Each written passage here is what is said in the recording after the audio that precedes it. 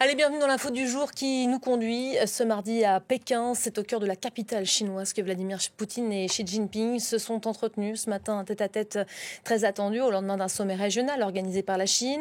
Ce soir, c'est un autre dirigeant controversé qui va rejoindre les trois hommes, le président nord-coréen Kim Jong-un, et lui qui est parti maintenant plusieurs heures de Pyongyang à bord de son train blindé. Il serait déjà, selon l'agence Reuters, arrivé. Il participera demain, lui aussi, aux côtés de 26 chefs d'État et de gouvernement au grand défilé militaire organisé par Pékin. L'occasion d'afficher évidemment aux yeux du monde ces nouveaux rapprochements et ce nouvel ordre mondial qui a pris forme ces dernières années. Bonjour Nicolas Tenzer. Bonjour. Merci d'être avec nous aujourd'hui. Vous êtes politologue, enseignant à Sciences Po, spécialiste des questions stratégiques et internationales, auteur de plusieurs livres dont Fin de la politique des grandes puissances aux éditions de l'Observatoire. Un mot peut-être de cette séquence qui avait lieu ce matin. Aucune image n'a filtré tête-à-tête entre Poutine et Xi Jinping. Ça a pu ressembler à quoi selon vous ? Écoutez, c'est très difficile à dire, bien sûr, parce que les deux hommes vont certainement se parler de manière policée, mais aussi de manière franche. C'est-à-dire que la Chine, de toute manière, dans le couple, est, je dirais, le dominant. Ça, c'est de manière évidente. Dominant sur le plan économique, dominant en termes de puissance, dominant en termes de dépendance qu'elle est capable d'imposer sur une Russie qui, finalement, peut poursuivre sa guerre contre l'Ukraine uniquement, il ne faut jamais l'oublier, parce qu'elle a véritablement ce soutien chinois. Soutien chinois en termes de logistique, de technologie de double usage, d'armes vraisemblablement, d'achat de pétrole, comme d'ailleurs de l'Inde. Et aussi, la Chine laisse la Corée du Nord, vous en parliez tout à l'heure, avec l'arrivée de Kim Jong-un, laisse faire la Corée du Nord dans la livraison massive de missiles au-delà de contingents de quelques dizaines de milliers d'hommes qui vont combattre du côté russe en Ukraine. Donc c'est un couple complètement déséquilibré. Avec évidemment en nouveau héros Xi Jinping. On a quand même vu des images assez détendues hier du sommet régional, notamment Xi Jinping et Vladimir Poutine, tout sourire assez décontracté. On n'y est pas vraiment habitué. Vous y avez vu quoi, vous ? Ouais, c'est-à-dire qu'ils essayent de jouer non seulement la cordialité, la simplicité, ils essayent de jouer une forme de décontraction pour ne pas avoir, vous savez, les images qu'on avait classiquement des vieillards communistes anciens qui étaient très rigides. Là, au contraire, ils jouent là, avec, évidemment, il ne faut jamais l'oublier, un troisième homme qui est quand même dans leur camp depuis très longtemps, qui est maudit.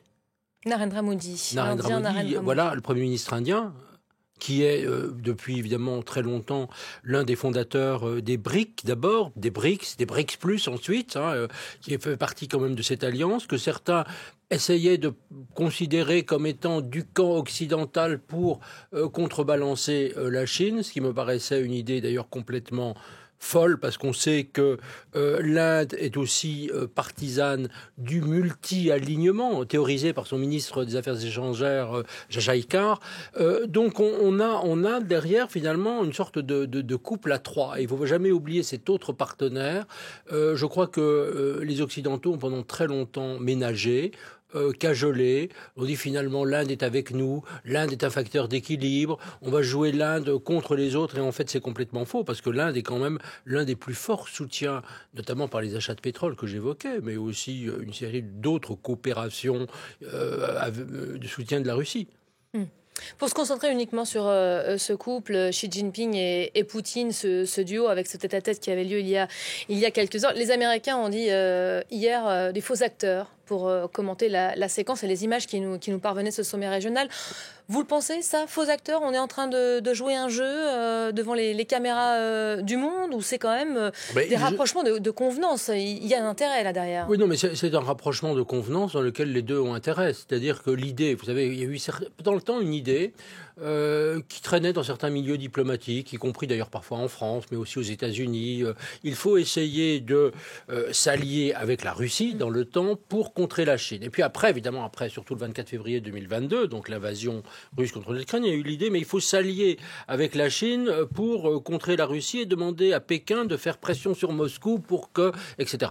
Tout ceci ne marche pas parce que vous avez une alliance enfin une alliance. C'est pas une vraie alliance en fait. C'est pas une alliance comme l'OTAN, mais vous avez une sorte d'entente entre les deux très forte. Et c'est intéressant ce que vous dites. Elle prend quelle forme cette alliance? Il faut utiliser quel terme? On parle de rapprochement. Il faut utiliser quel terme? Pour moi, c'est un axe. Pour moi, c'est véritablement un axe, au sens d'ailleurs où on parlait jadis, tragiquement, des puissances de l'axe, évidemment, entre l'Italie, l'Allemagne nazie, etc. Mais là, vous avez vraiment un axe de soutien.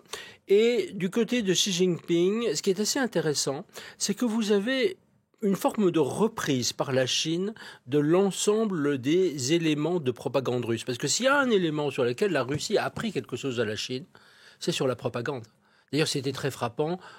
Après le 24 février 2022, vous avez eu des bots chinois, vous avez eu des chaînes chinoises qui ont repris quasiment mot pour mot tous les éléments de la propagande russe. Les Chinois ne savaient pas si bien faire. Aujourd'hui, ils se sont ingéniés à copier d'une certaine manière la Russie. Mais pour tout le reste, bien sûr, c'est la Chine qui est dominante sur le plan économique, mais qui aussi sait dire non à la Russie. Vous savez, vous aviez ce grand projet Sibérie 2, de grands pipelines qui devait amener des livraisons de gaz de manière massive de la Russie vers la Chine. Et Xi Jinping, qui a considéré que ce n'était pas intéressant, pas rentable, que les conditions de profitabilité n'y aient pas, parce que la Chine a aussi ses propres problèmes économiques et financiers, a dit non à Poutine.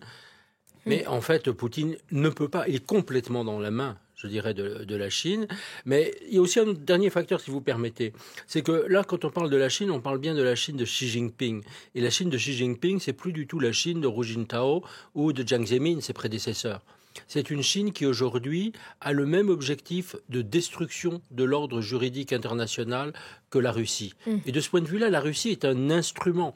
Et c'est pour ça que la Chine craint aujourd'hui quelque chose, c'est que si la Russie devait être défaite, et elle le sera finalement, rassurons-nous, je dirais, en Ukraine, eh bien, cette contagion... On en est sûr de ça, là ? Voilà, mais ça, je pourrais en reparler, mais la contagion démocratique, parce que c'est de cela qu'il s'agira, sera extraordinairement nuisible pour la Chine de Pékin. Pour résumer, ce que vous êtes en train de dire là, en somme, c'est qu'on partage aussi des idéaux communs entre Russes et Chinois. Absolument, c'est-à-dire que vous avez la même idéologie, c'est-à-dire que l'idée que la Chine allait jouer avec l'ordre mondial, essayer de le façonner à sa faveur, que c'était un acteur qui voulait surtout avoir une forme de domination économique, mais ne voulait pas réviser, ce n'est pas du tout le cas avec Xi Jinping. Vous avez une emprise, je dirais, de l'idéologie sur tout l'appareil du Parti communiste chinois, aidé par un certain nombre, évidemment, de ses démembrements, comme le Front Uni, qui agit avec les diasporas chinoises, qui est lié au service de renseignement, avec aussi les mafias chinoises, en fait, qui est beaucoup plus fort aujourd'hui qu'il ne l'était jadis.